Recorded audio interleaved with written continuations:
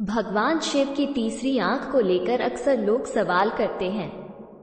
इसके बारे में कई कहानियां भी प्रचलित हैं। जैसे कामदेव ने जब उनकी समाधि तोड़ने की कोशिश की थी तो शिव जी ने तीसरी आंख खोलकर उन्हें भस्म कर दिया था।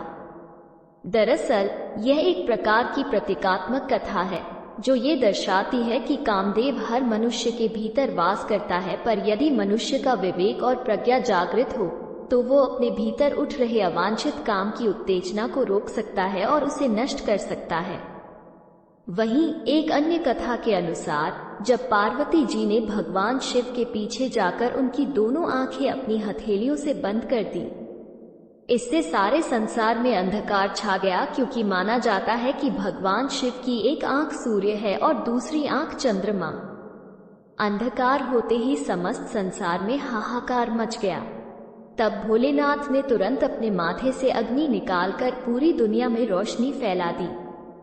रोशनी इतनी तेज थी कि इससे पूरा हिमालय जलने लगा। ये देखकर मां पार्वती घबरा गई और तुरंत अपनी हथेलियां शिव की आंखों से हटा दी। तब शिव जी ने मुस्कुराकर अपनी तीसरी आंख बंद की।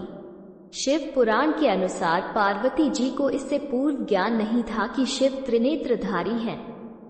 हालांकि शिव जी का कोई अतिरिक्त अंग नहीं है, बल्कि ये दिव्य दृष्टि का प्रतीक है। ये दृष्टि आत्मज्ञान के लिए जरूरी है। त्रिशूल भगवान शिव का प्रमुख अस्त्र है। यदि त्रिशूल का प्रतीक चित्र देखें तो उसमें 3 नुकीले सिरे दिखते हैं। संहार का प्रतीक होने के साथ ही यह एक अति गूढ़ बात को बताता है। संसार में 3 तरह की प्रवृत्तियां सत, रज और तम होती हैं। सत मतलब सात्विक, रज मतलब सांसारिक और तम मतलब तामसी या निशाचरी प्रवृत्ति। हर व्यक्ति में ये तीनों प्रवृत्तियां कम या ज्यादा अनुपात में होती हैं। त्रिशूल के 3 नुकीले सिरे इन तीनों प्रवृत्तियों का प्रतिनिधित्व करते हैं।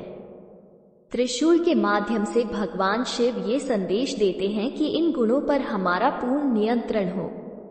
ये त्रिशूल तभी उठाया जाए जब कोई मुश्किल आए, तभी इन 3 गुणों का आवश्यकतानुसार उपयोग हो।